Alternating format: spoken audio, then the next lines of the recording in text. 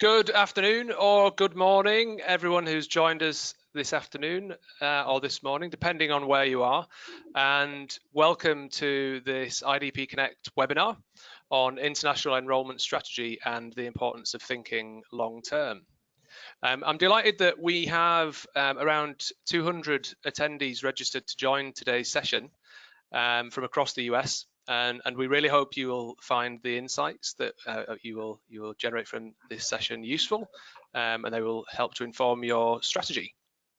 A quick introduction. My name is Patrick Whitfield. I'm the Group Commercial Director at IDP Connect. IDP Connect, as many of you are aware, is a new division of IDP, combining what was previously known as the Hot Courses Group together with our IDP client relations teams across all of our major destination markets. I'll be chairing today's webinar and presenting some of our data.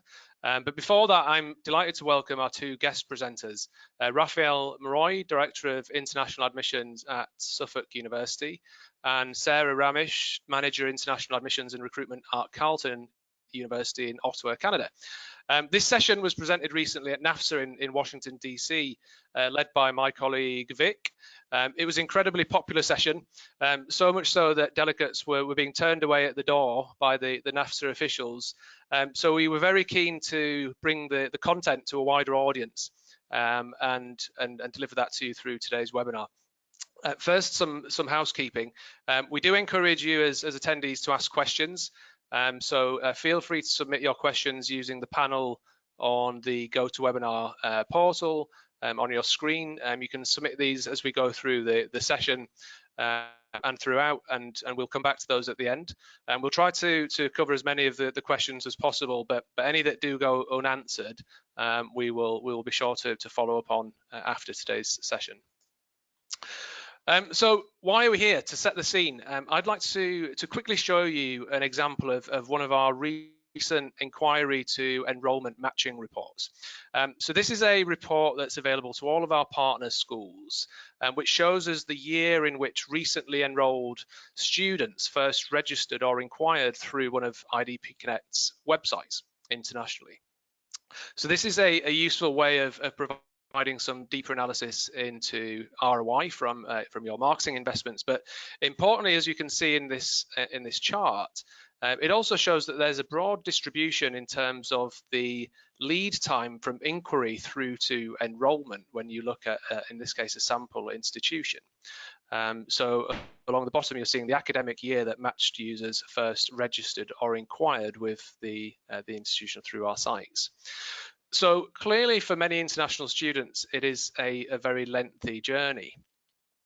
And to reinforce that, we've aggregated the data to demonstrate the average lead time across all of our registered students that have been matched to an enrollment. And whilst 22% of students had enrolled within 12 months of their first inquiry, 78% of students start their research at least a year prior to enrollment. In reality, it could be much longer. For the so-called stealth students or stealth applicants, an inquiry is not the first step in their research journey. And even those who do inquire may have been researching in different ways prior to that point. So in view of that, we're delighted to be joined by our two guest speakers who will talk you through how they've implemented strategies that respond to this and other challenges. And following that, I'll be able to share some more IDP Connect data to support your strategic planning. So with that, I'm pleased to hand over to Raphael Maroy, Director of International Admission at Suffolk University in Boston. Thank you very much, Patrick, and thank you everyone for listening to us. But certainly also, I want to thank IDP Connect for inviting us to be part of this presentation during NAFSA and also over here. We are an IDP partner, and we do use the services, and I think we were delighted to hear that we were a good case sample in terms of being part of a long-term strategy, which is kind of the idea of where we are. So I wanted to maybe start by giving giving a quick overview of where we are. But before that, just a quick overview of who Suffolk is. We are a mid-sized institution located in downtown Boston, right in the heart of the city. So very much an urban university, and we have been very lucky to attract a good percentage of international students. As of the fall of 2018, we are at 22% international students with about 102 countries represented. I've given you a few ideas of where we are and what have we been doing. But historically, Suffolk was always a very regional institution. We were very much known for being a blue collar first generation type of institution that attracts students, and that has in our internationalization efforts probably started in the late 80s, in the early 90s, as an effect of seeing all these students that were starting to be attracted to us, but then having a long-term commitment to that. And it's, I think, something that has now become part of our mission. It's not just a recruitment element, but it's actually part of our core mission, being able to provide a very internationalized experience, not only for those students coming abroad, but also for our own students, the students who um, maybe that never left Boston. We have students now who are from South Boston, and the only thing they know is a 50-mile radius, sitting next to people from Malaysia or Indonesia or Venezuela, from all the different places that are over there. And that has it certainly influenced our core mission and what we're trying to do. I wanted to also give you a quick overview of our overall population of international students, which is in the next slide. And that is something that we have seen a bit of a decline throughout the recent years. So we have a healthy population, but it's starting to since the fall of 2015 go in a bit of a downward trend. And for the fall of 18, the numbers are not quite out yet. I know we're late on that, but it looks like it's going to be flat. So while we probably have not lost anyone, we are moving in that direction. One of the things that has influenced a lot of our long-term strategy is, certainly being out there and being able to do that. So we currently are lucky enough to have 3 dedicated recruiters who travel, Asia. I myself travel the Middle East and Latin America, as well as somebody out of our campus in Madrid, which is also part of a way we've internationalized our efforts, who does Europe and Northern Africa and going that area. But one of the things that we always have in mind is, this guiding principle of continued presence. The fact that we look at a 5-year trend, we look at our historical trends. We just don't go into one place and then leave right after the first year when it doesn't work out, because we do feel that you have to have an investment and you have to make sure that your presence is there, and not to lose ground when maybe it's on the 5th or 4th year that you're actually trying to look at a different area. So again, I think this relates very much to the idea of a long-term strategy, because as we all know, it's not going to happen the first year, it may not happen the second or third year, but it is important to have that continuing presence. But we are strategic in the way we make our decisions as where we go. Yes, we obviously go to the logical ones where everyone is going, but we tend to try to have our counselors take a good amount of time investigating resources out there to sort of see what city or what area. And a great example is actually the IDP Connect live stream of inquiries that you can to get a sense of where are these secondary markets that kind of your profile of the institution works, and thus make a much more informed decision of going over there, rather than just thinking going by word of mouth, and then not really having a good area. And all our counselors are also, recruiters, and myself included, are tasked with gathering that, guidance counselor, Education USA counselors, or agents, intelligence, and keeping up with that, and making sure that we always have, the most up-to-date information on where we're seeing elements that might affect, the where we go and where we recruit. In the next slide, I'm going to show you a very quick, example of what I mean about, the idea of consistency. The Dominican Republic, which I actually go to, it's one of the countries that always puzzles me, because the chart, as you can see, looks like what I call a popcorn chart. Going all over the place, up and down, up and down, up and down. And if I extend this to 10 year, it probably looks the same way. And a lot of that has to do with I don't know, elements of, the generational gap, or the one class not acting like the other one.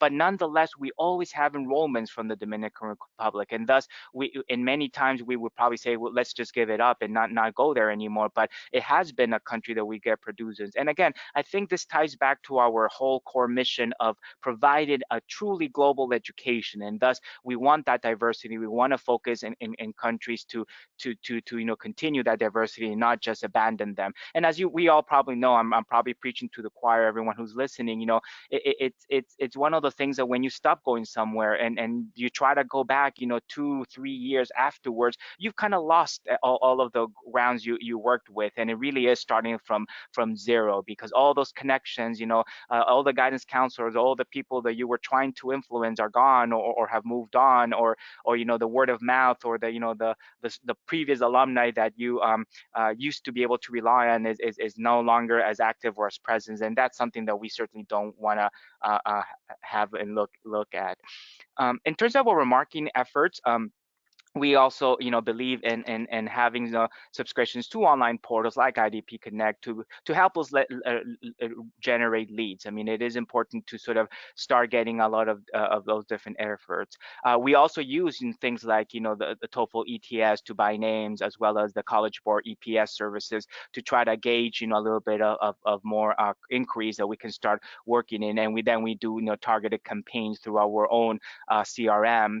And we also, have started to dive into some of the idea of predictive modeling and behavior. We're working currently right now with this company Capture, that is trying to provide us that type of information, and thus focus on leads that we feel have a higher potential of being able to become applicants and hopefully and potentially enroll. It's not great for the international market, because there's not as much. I don't think the algorithms are as sophisticated for their behavior as other places are, but it does provide some opportunity to sort of maybe target a little bit more our recruitment efforts.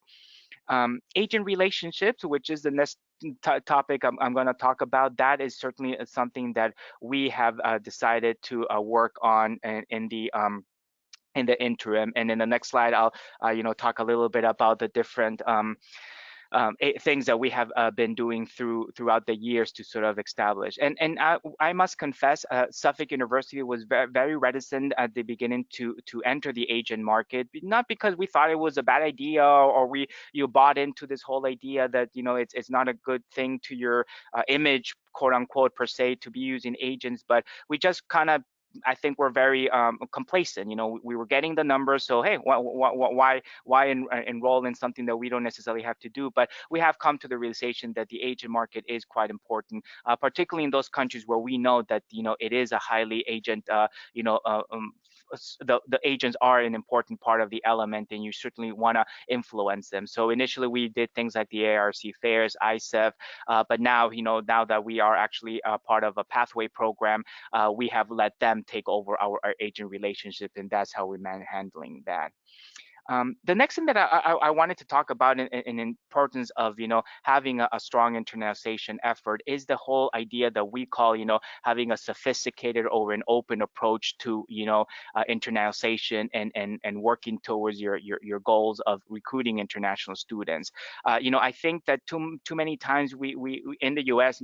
Some schools have the approach that it's almost a privilege for all these students to come to institutions, and they don't make it easy. You don't try to adapt to their culture or to their educational system or to the things that they might need in order to be able to do that. And thus, we certainly take the approach of trying to be as flexible as possible. So certainly working with agents, which we already talked about, but also finding other ways that we can affect their ease of applications through maybe our testing flexible approach, meaning we don't require the SAT or ACT for them.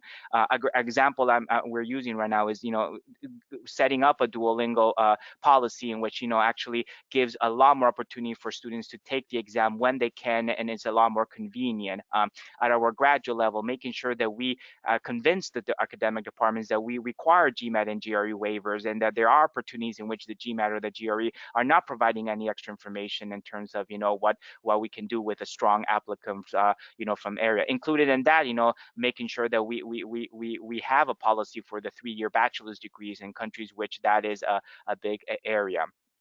maybe even considering, waiving testing for students who are in the IB program or in the British programs, which are quite competitive, and obviously students usually have to be bilingual to participate in. And that's what I mean, like having a suffixed approach that makes them feel quite welcome, even at the applicant stage. But certainly for school like us in Boston and northeast of the United States and in the area, is also not forgetting our own backyard. And what I mean by that is, a great example that I put there is China. Almost half of our students are coming from institutions within our own backyard, our own area here in New England. So making sure that our domestic team is trained properly on international student efforts, making sure that they know about the testing flexible policy and apply it to them, so that the way they're not providing extra burdens for them. Included in community colleges, where we see a lot of our Vietnamese students coming from, if they've taken composition 1 and 2, making sure that that is proof enough of English proficiency for them, granted, having vetted it through the different academic departments. So those are some of the things that we are currently engaging in.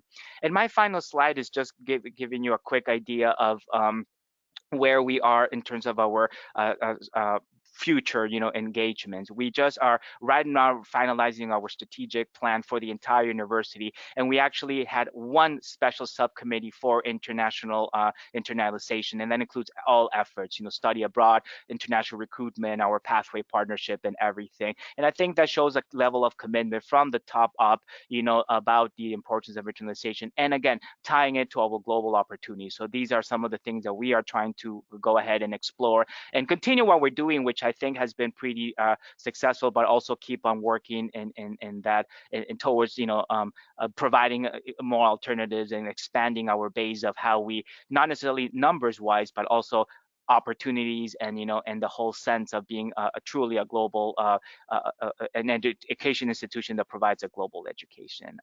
I'll stop here and give it back to Patrick, I believe. Great, thanks very much, Raphael, and and what an excellent introduction with such a clear strategy and multiple different channels at play, and clearly the use of data is central to that, and I think we'll touch on that through the rest of the webinar. Reminder that any questions for Raphael, please submit through the panel, and we'll come back to those at the end of the session. But without further ado, I'm pleased to hand over to Sarah Ramesh from Carleton University. Great, thanks so much, Patrick, and thanks, Rafi. So just to move into the next section, I want to give you a little bit of context about me and about where I'm coming from, the kind of institution that I represent. My Carleton University is a university in Canada. We're located in the capital city, and it's a public comprehensive institution. So by Canadian standards, we're considered mid-sized at around 30,000 students, and we have about 22 undergraduate degree programs. And that is my main focus, is actually recruiting international students into our full-time undergraduate degree programs, just to kind of set that in place. Our internationalization efforts at Carleton really encompass quite a few things, including our exchanges and study abroad. You can see there we have a good international faculty representation, and it includes quite a number of other initiatives. But for the purpose of today's webinar, I'm really going to focus on the enrollment management, so the undergraduate degree recruitment and international recruitment that we're focused on. You can see there that we do have fairly good representation, about 14% international students, and the types of activities that we really undertake to get those students we're just at the bottom of the last slide, that we really focus on direct recruitment activities. So my team is out in quite a number of countries where we're looking at engaging directly with students in their schools, engaging with guidance counselors and other stakeholders in country. We do a little bit of agent work, and as well we work collaboratively with other Canadian institutions to kind of raise the profile of Canada and to work together to that end. Increasingly in the last couple of years, we've expanded and focused a lot more on sort of digital online opportunities as well. And as Rafi mentioned in his section, admissions practices are a really integral part of our enrollment strategy as well. So whether that's ESL policy or pathways, or really understanding other education systems and ensuring that we have an accurate picture of what students' grades are representing and how we should be assessing their application. So those internal processes are a really critical piece as well. So just to give you a little bit of an idea of our international student population, this graph here, you might have seen that our top 5 countries are China, India, Nigeria, US, and UAE. And so you can see there that we have been lucky to be able to see an increase in those. And as I said, my focus really is on the undergraduate population for a number of reasons. I won't get into why we're not recruiting at the graduate level internationally, but that looks like a really civilized and lovely trend. It looks like we're on the increase, which is great. But actually underneath that trend is quite a complex, there's a lot of movement going on there when you sort of break it down into individual countries, as the next slide does. So this one is a sample of some of our source countries. Each set of bars, the print is a little small, but hopefully you can see that on your screen, that array of countries represented. Each set of 5 bars represents the last 5 years of enrollment numbers from these selected countries. So you can see that some are on a great, steady increase. The first one there, for example. Others, like Saudi Arabia, for obvious reasons, perhaps are on the decline. And so all that movement and all those changes are something that I'll talk about as we look at long-term planning and why it's so important to be looking long-term when you see this kind of variation in the trends. These other countries from like United States and Bangladesh on over to the right-hand side of the screen, those don't necessarily look that exciting in terms of numbers, and that's one of the reasons I didn't actually include the China numbers on this slide. It would have looked a little bit like the Dubai skyline in terms of being sort of towered over these ones here represented. But I did just want to mention that a lot of those smaller bars across the second half of the screen there are, they actually represent between sort of 25 and 55 students per country for each of those. And so when you add that up over quite a number of countries, obviously it's not insignificant. That really is kind of our bread and butter, and it represents a good chunk of our incoming international student population. And the little wheel there, say labeled proportions, is just another visual representation of the country breakdown. The largest blue chunk there is about just under 30%, which is our Chinese student numbers. But you can see how those smaller chunks really do add up to over a third. So spending time on the diversity piece is really important for us. And this wheel looked very different, certainly 10 years ago, but even 5 years ago looked quite different. And so we've been working hard at changing those proportions as we do our international recruitment. So just to look a little bit at the context, obviously, I assume that all of you on this webinar and those who attended our presentation at NAPSA really have an understanding how complex this world is, this international recruitment and international student recruitment world. And, we're faced with increasing competition. There's more institutions, colleges, universities from not just across North America, but around the world that are really competing for that mobile student population. And we're looking to welcome these students, but we're being pressured to do so and pressured to show sort of a return on investment of all of our activities. But we're also doing all this with limited resources and in an environment that's really becoming increasingly competitive. So some of the countries that we've traditionally relied on as quote unquote sending countries have been positioning themselves and continue to kind of shift and change to position themselves as receiving countries for international students as well. So a country like Malaysia has been an education hub for many, many years. But now we see China, or even a couple of weeks ago, Turkey, we saw changing policies there that were really aimed at trying to attract international students to that country, as opposed to just seeing an outward flow of students to perhaps North America or other major destinations. The changing sort of geopolitical environment as well. I know that many of you will have seen a lot of research on how the political changes and the political environment is changing, and that's something Patrick's going to address a little bit of and show in his slides. But part of that is really looking at the increased sort of risks or considerations associated with international travel as well. So there's a few things we're going to look at. But first, I think it's going to be important to really look at why long-term planning is so important. It might be worthwhile to spend some time just looking at what a more reactive approach or a more sort of year-by-year approach looks like and what that shows. And so in the next slide, I have a few points listed around why having a focus on kind of the immediate cycle and what that misses.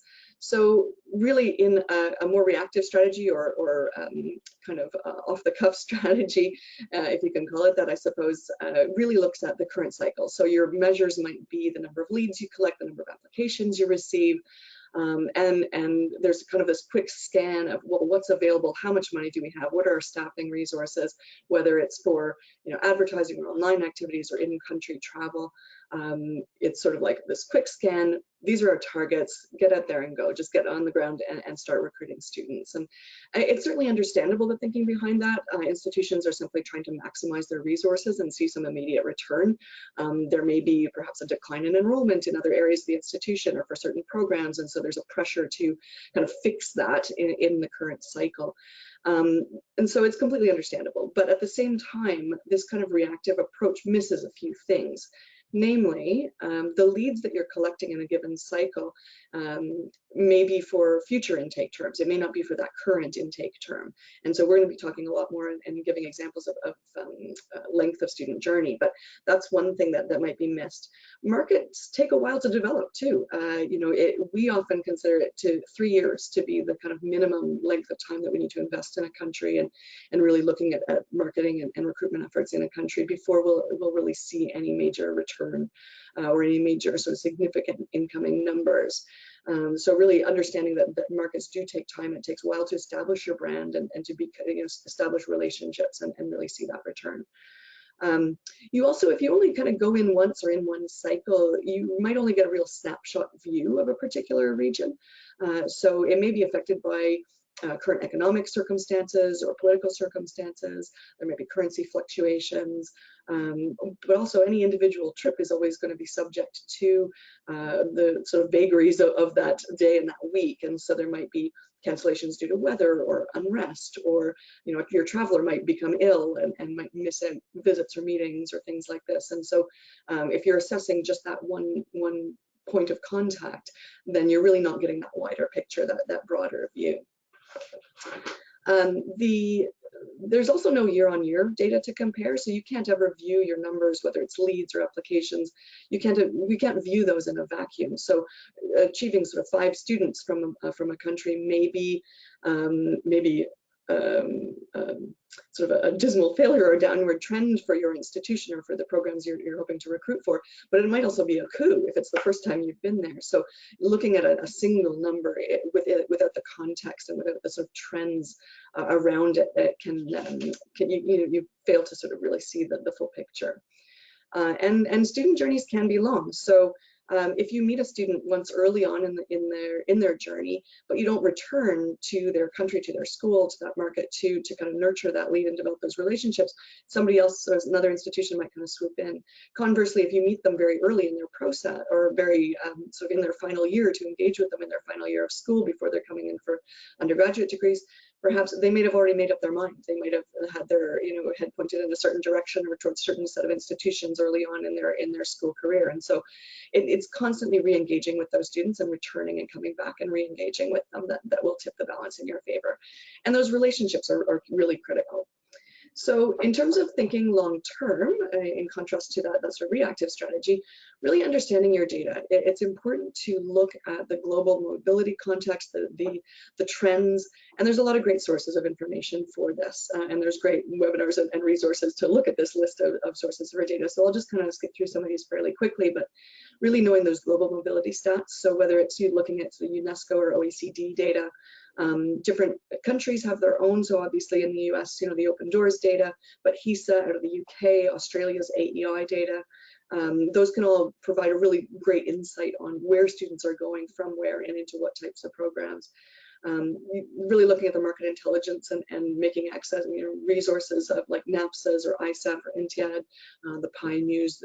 For any of you who attended NAPSA, there's access to a lot of great information on the market and what's going on in our field. And that's only worthwhile really within the context of your own institution. So looking at your own institutional data, whether you have a CRM or whether you're pulling it from your institutional research folks or your own application admissions numbers, really looking at those global trends to compare against your own institution to see where your opportunities lie for your own institution's individual goals is really critical. Looking at obviously your web analytics, many of you will be familiar with using something like Google Analytics and looking at where your traffic is coming from. Your own institutional partners, whether it's your agents or whether it's school guidance counselors, all these people can be providing really, really valuable information and perhaps more qualitative information alongside that data to help back that up. And advertising sources, online advertising sources, again, the data provided by those can be really helpful in tailoring your strategy for your own institution. So looking at your own institutional lens is important. I know that for my institution, the top 5 sending countries for us, in some years it's very closely matched the top 5 sending students for Canada, but in other years it's been very, very different. And so identifying kind of those niches, knowing that, well, my institution draws students from X country, but that's not necessarily represented by the broader stats. And I can see that that's a niche, that's a potential for my own school. In terms of providing time for market development, we saw certainly that it takes a while to establish a brand, and that students have a longer journey for. And we'll look at some very specific examples of that in just a moment. But in addition to that, forecasting the needs and trends, part of knowing, part of long-term planning is really knowing the data well and making sure you're incorporating information about the countries in which you're hoping to recruit, sort of what their path is, what their trajectory is. Students, international students, we see by many accounts are very focused now on their career prospects and what an international study program or degree will bring them in terms of opportunities for work following that program. And so knowing what careers and what job areas that their own country is funding and interested in hiring for in the future, when you see that alignment, that's going to be really helpful in planning where you can identify very appropriately matched students for your needs. And that final one, buffering against fluctuations and risk, again, part of a good proactive strategy means, for me, means diversity. And so not overly relying on one particular country or set of countries as your source for students. Having that diversity really buffers against drops in mobility, whether it's due to economic reasons or circumstances, whether it's the cancellation of scholarship programs, or whether it's a spat between countries that could impact flows to your area. Having that diversity and having sort of a well-rounded set of countries that are delivering students to you is really critical to buffer against that. And Rafi mentioned as well that consistent presence. That's another way to buffer and to really kind of ensure that that you're incorporating the idea of risk and fluctuation into your recruitment strategy, in that you're continuing to go to a region, even if there might be currency fluctuations or challenges or barriers for students from that region in this given year. If that changes next year, you don't want to have not been in the region for a while. So consistent presence is really critical, as Rafi mentioned. Just as an example to that, I had a staff member due to be on the ground in Kenya during the winter, and it was about a week before he was meant to be there that the attacks happened. And so we immediately put in place a strategy, sort of a plan B, if you will, for him to avoid the country and to undertake other activities that would still be worthwhile. But by reaching out to our contacts there on the ground and to other through other relationships that we had on the ground, we were able to determine that it wasn't worth canceling our trip there. So we sort of held fast, and we were able to still go in and have a very successful and safe visit to the country. And so we think that sort of thing, really balancing the understanding of what the realities are on the ground, is really critical to staying in there. So I mentioned I'd look at student journey. I just thought I'd bring in a couple examples. I've got 2 slides here. The first, this is Africa.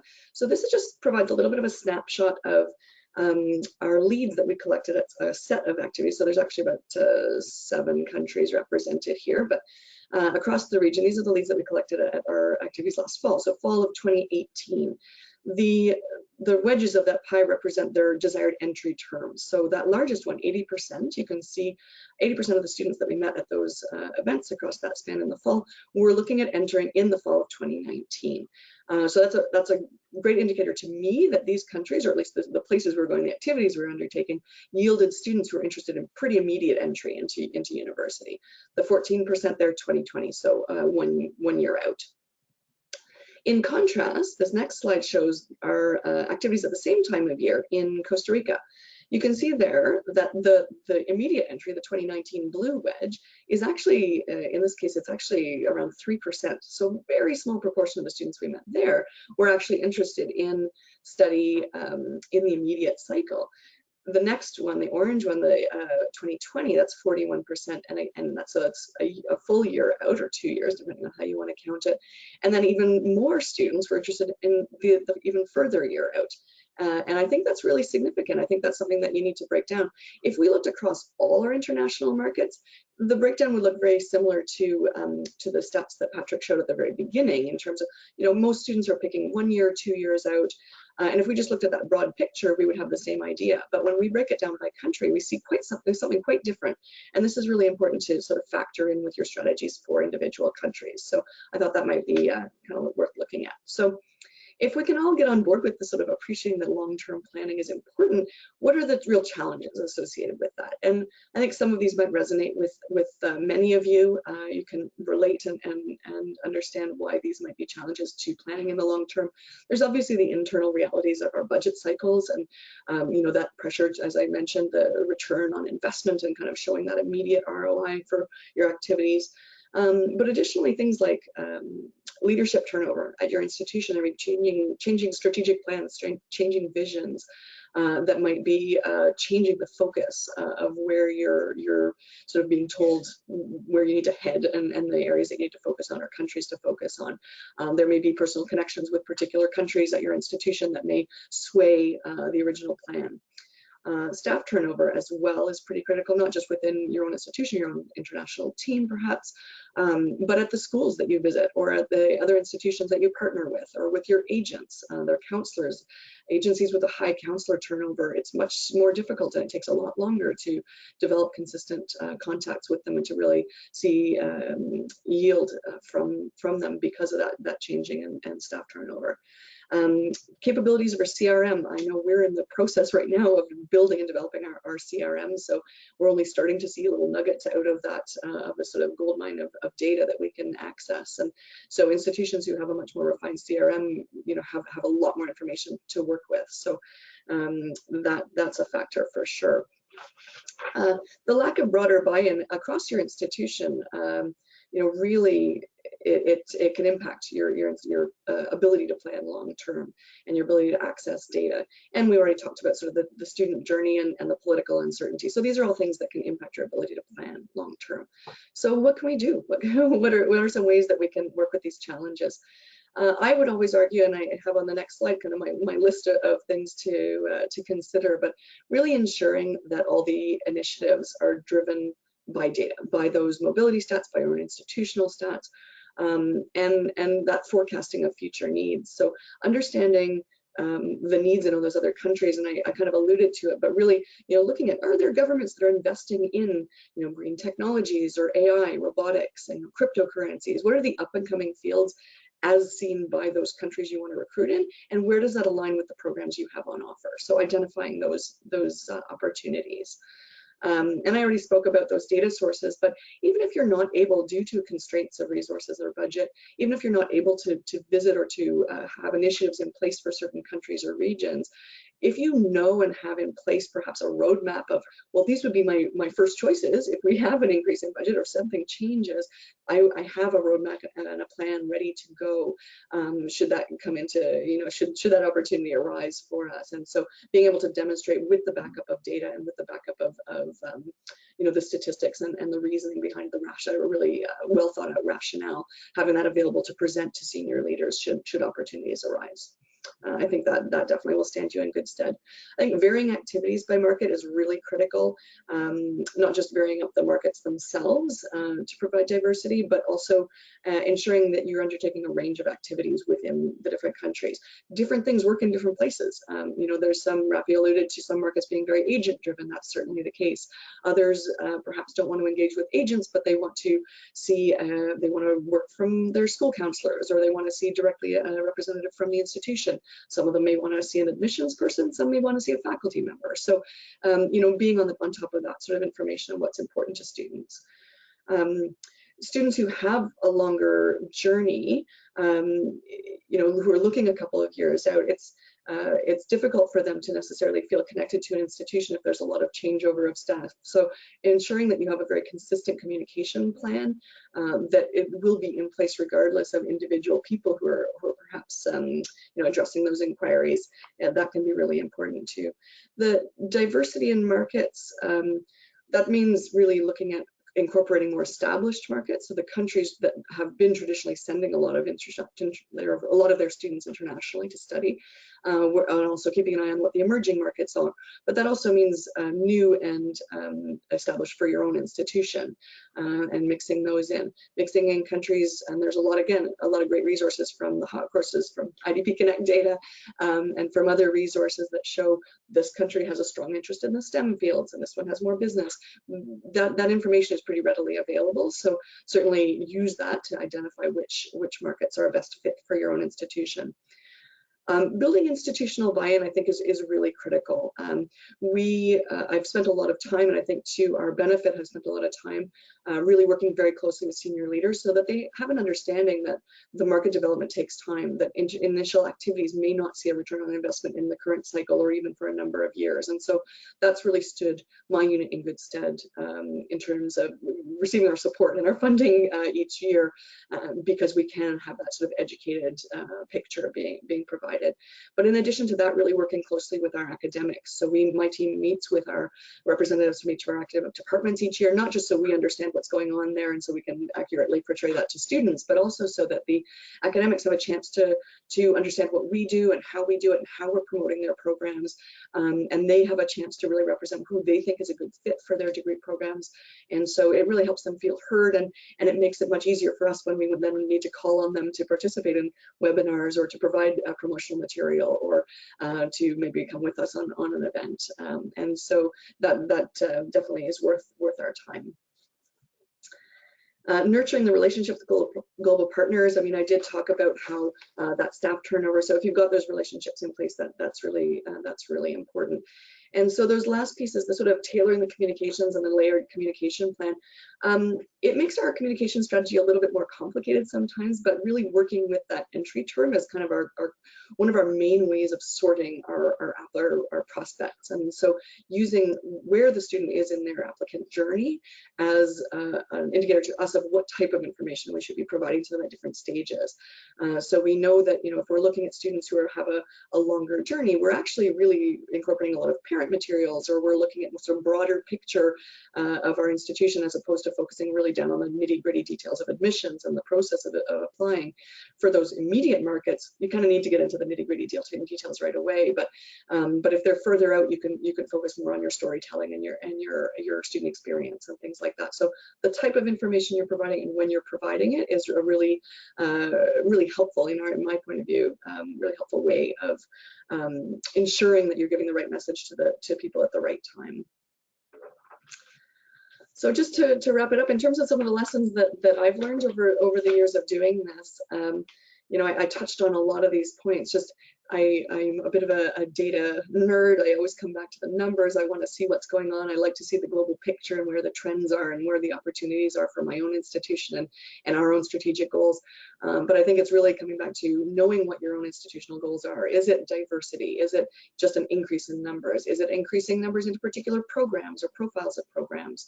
Is it really generating numbers for your pathway program or an ESL program that feeds then into your own institution? So you need to identify those goals first and have a clear picture of those, and then using that mobility data, your institutional data, your CRM, the web analytics, all of those things together will inform a strategy that can stretch over a period of time and be beneficial to your institution over a period of time.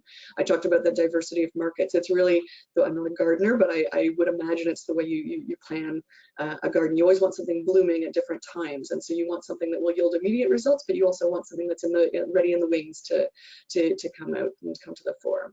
So, and deciding on your measures ahead of time, and managing internal expectations. When you build that buy-in that I talked about, making sure that those who are assessing your results and setting your budgets and doing those things really do have a clear understanding that, you know, when can we expect to see results and how will this be achieved? I think that that's absolutely worth your time. So those 3 words there really kind of sum it up. You know, looking at diversity, buffering against risk, ensuring that you're not putting all your eggs in one basket, but having flexibility, having a plan ready in place, but being able to change it at a moment's notice as well when you have the broader picture in mind. And finally, just being patient. It's something that's very difficult to be when the pressure is on, but I think it's a really integral piece of being able to develop and rely on a long-term strategy. So I'll leave it there and back to Patrick. Thank you very much, Sarah, and to Rafi as well, both for your contributions. So much insight to take away from those presentations, and I'm sure all of our attendees will join me in saying a big thank you for being so open in sharing your data and some of your strategic thinking. We've had a significant number of really very interesting questions, and I know Rafi has been very busy responding to some of those in the question function. So so have a look at those, and we'll consolidate those afterwards. I'm going to try and get through some of our data quite quickly, and might skip over a couple of sections in the interest of time and saving some time to discuss some of the questions at the end. So just to move on. The world of international education is rapidly changing, as we know. We've heard a little bit of that already, just as it is in many sectors. And one of the ways it's changing is the increased competition at a destination level. So with the number of internationally mobile students increasing every year, it seems like, and you look at this chart, every country that can be a destination wants to be a part of it. So here we list some of the countries that are seeking to grow their international student numbers at a government or federal level with clear strategies and targets. It's not just the traditional destinations anymore. It's some of the non-traditional emerging destinations that have ambitious targets to grow. On here, you'll see to the right-hand side the UK, which is my home country, and we've heard in the last couple of weeks that to go with the new international education strategy, there is a high likelihood of a new 2-year post-study work visa being approved and introduced in the next immigration bill, irrespective of who our next Prime Minister is, and that would be a real game changer for the UK and clearly a big competitive pressure for other destinations. And as mentioned, we operate in a dynamic industry where destinations can be impacted by a range of different factors, including government policy, competition, or foreign exchange rates. So we can see here the effect that each destination has had when looking at the last few years of percentage change in student visas issued by destination. And visas is a good way of looking at this, because for a lot of countries, the lag in reporting around enrollments means that visa issuance is a better read of the trends that we see when we compare markets. So when you look at Australia and Canada, you see strong growth year on year, double-digit growth in Canada continuing, albeit slowing slightly. And then New Zealand and the US are seeing some rebalancing in the market. UK, some signs of growth, and perhaps with that new post-study work visa that will continue. So that's the broad enrollment trends. We'd like to take a look at how student search behaviour matches these trends using the IDP Connect international demand data. So here we're looking at the share of online searches across all of the IDP Connect international websites at a destination level. This is taken from the user activity and search behavior of tens of millions of students annually across all of those sites. And firstly, you can see with this green line, which is the US, from 2015 to 2017, the US had the highest percentage share of searches, but in 2018, that dropped, and the US dropped second place behind the UK. But as you can see, where the US has dropped in share, you can see that Canada, the blue line, has almost inversely proportionally gone with the opposite trend. So in 2015, Canada represented only 2% of searches on our websites, and in the last 12 months it was around 13%. And it's not quite as simple as students switching interest from one to the other, although clearly that's potentially a factor. But the key point is the interest in the 4 major destinations is now much more evenly shared, whereas it was far more distributed, or disproportionately distributed 4 years ago. So clearly there's a lot of factors that come into play when that impact those trends, and here's just a few of them, both pull and push factors, whether it's political, economic or environmental factors that impact demand and ultimately enrollment trends. And significant events are always happening that will impact that are outside of our control. Regardless of whether we can control them or not, predicting their impact is very important. So taking one of those that Sarah alluded to briefly, the diplomatic dispute between Canada and Saudi Arabia.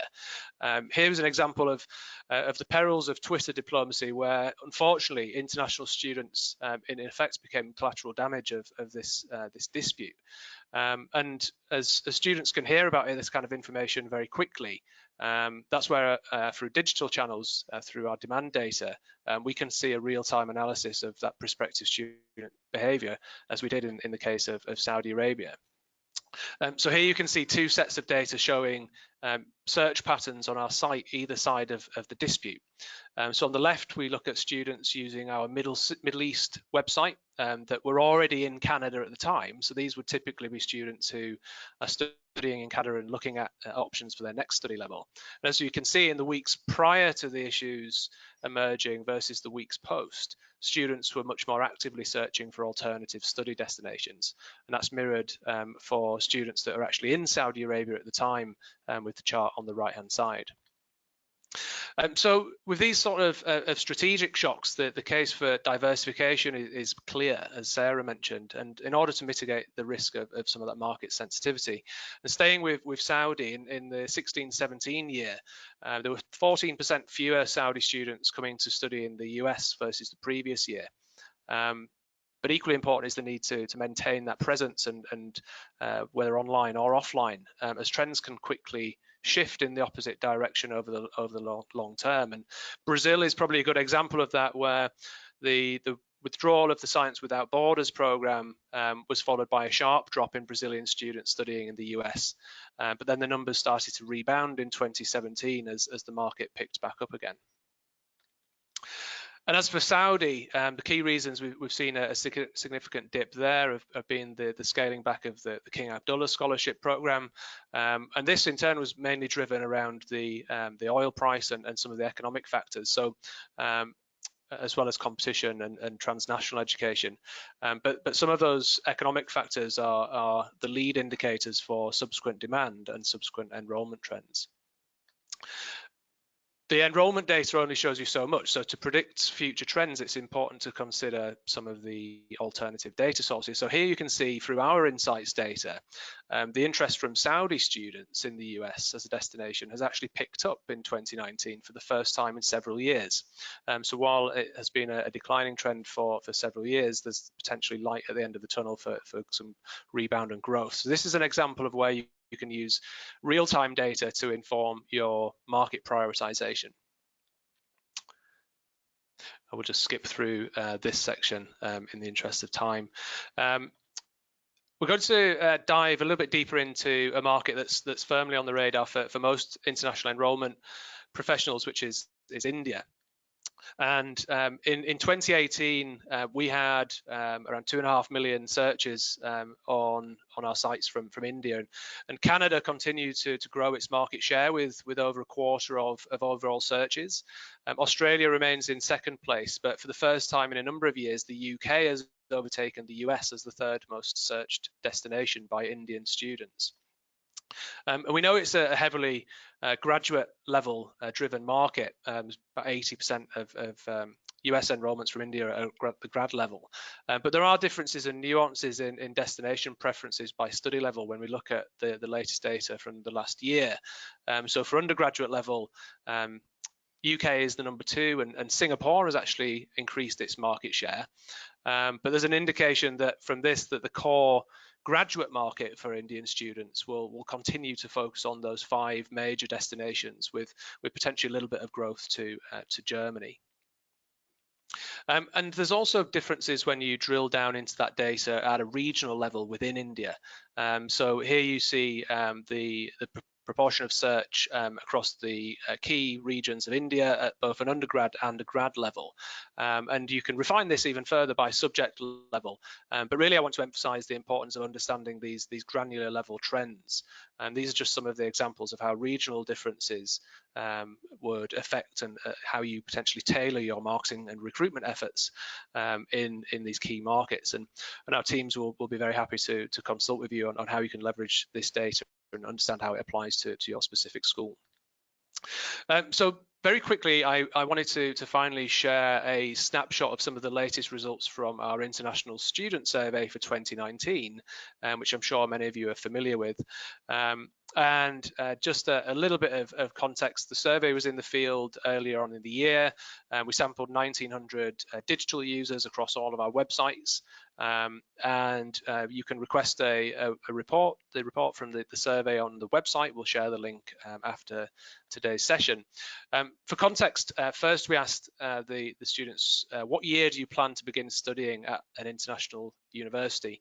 And the majority of respondents wish to commence their studies in 2020 or later. So again, this supports the enrollment matching data that most students begin their research at least 1 year before they plan to study.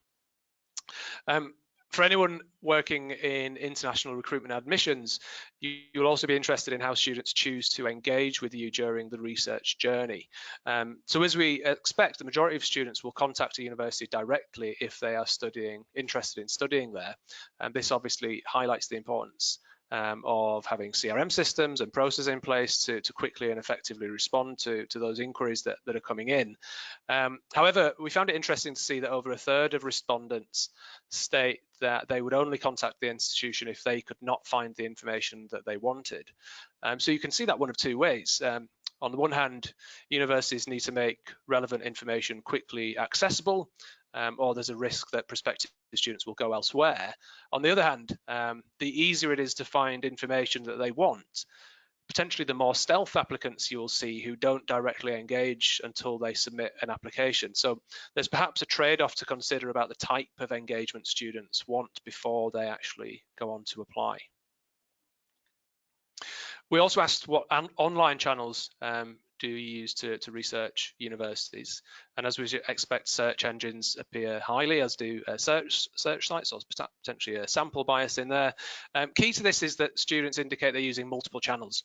So again, reinforcing the points earlier, important for institutions to have a multi-channel integrated strategy, and that the content is tailored to the stage the student is at in their journey.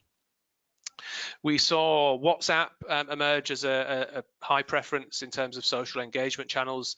Obviously not the easiest channel to maintain in a centralized way, but it's certainly increasingly important from a student's point of view. And while the vast majority of students will conduct online research, almost equally important is the work that they do offline. And in fact, over half of the respondents, bearing in mind this was a digital-based survey, half the respondents intend to use an education agent to assist them. So prospective students are looking for that blended journey of digital and face-to-face personal interaction to reach their goals. In terms of agents specifically, the reasons that they're interested in using an agent are related to the admissions and application process, and also the knowledge of higher education system in the destination country. We found that interesting relative to the visa application process, suggests that the role of an agent in the student's mind is much more about the personal admissions counselling based on their own ambition, as opposed to a functional service. So that's it from me. I think the key indicators around lead indicators to prepare for market challenges and identify opportunities. The length of the research journey, as we've discussed, making information accessible, and the role that offline channels, in particular education agents, will continue to play for international students. So that was a rapid whistle-stop tour of some of our data. We have a grand total of 2 minutes to cover some of the questions, although I can see that that most of them have been answered through the questions panel. I think just pulling out one, Rafi and Sarah, if I may, which is around the I think there's a question around the blend between online and international recruitment. Let me just locate the question. There was a question around how often do your international recruiters travel to see potential international students, and do you use digital networks to communicate with international students on a daily basis? Rafi, potentially you could come in first on that one. Sure, thank you, Patrick. Yep, I mean, we spend, I would say we have 3 people dedicated to travel, and we all probably spend about 6 weeks in the fall traveling, usually between end of September through early November. In some cases, even myself, I'm out through the second week of November, and then I would say another 2 weeks each in the spring semester, doing more yield events and receptions. And also what has been working very successfully is pairing up with our advancement teams. And for example, we did a reception in the Middle East, in Bahrain, with the advancement team, invited admitted students, and it kind of served the dual purposes, you know, and helped us use resources of the university a little bit wisely. We do engage with them. We do have a WeChat account for China. You know, we do have a WhatsApp number for the rest of the world, I guess, pretty much. And then, you know, we have our own Office of Marketing Communications that monitors the Facebook, Instagram, and those type of pages, which are really more just for all students rather than just only international ones. Yeah, and from Carleton's perspective, we do balance between the direct activities and the online initiatives, certainly. Similarly to Rafi's team, I have between 4 and 5, depending on the year, people who are traveling and on the road, and they would undertake in the fall, yeah, typically at least 6 weeks, between 6 and 8 weeks, I suppose, of travel.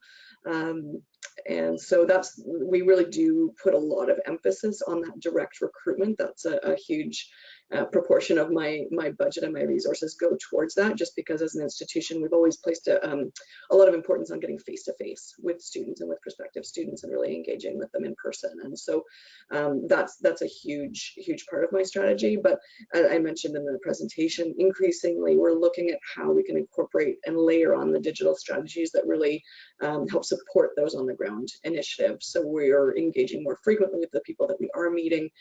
We do use a number of advertising sources as well. So we're online, and I think we've got 3 or 4 sort of major online partners in the sense of providing microsites and translated pages and promotion in that way. But then all of those people are kind of wrapping into our communication channels that we use for all the leads that we generate, whether they're generated online or through our direct activities. They then get wrapped into our communication plan or offered opportunities to engage virtually with us throughout the admissions and application cycle. Brilliant. And just respectful of people's time, I think we'll close the session on time, or just about on time. And thank you very much to our attendees for all of the questions. Sarah and Rafi have done their best to answer those questions as we've worked through. So we will pull all of those together and consolidate that into a follow-up document and share it with all attendees. If there are further questions that you want to ask, then feel free to send them through, and we'll make sure that they're answered. Finally, just leaves me to say a huge thank you to Sarah and Rafi for your contributions and for taking the time out to present your data and your strategies. And we look forward to welcoming everyone into the next webinar in our series. With that, we'll bring the session to a close. Thank you very much. Thank you. Thank you, Patrick.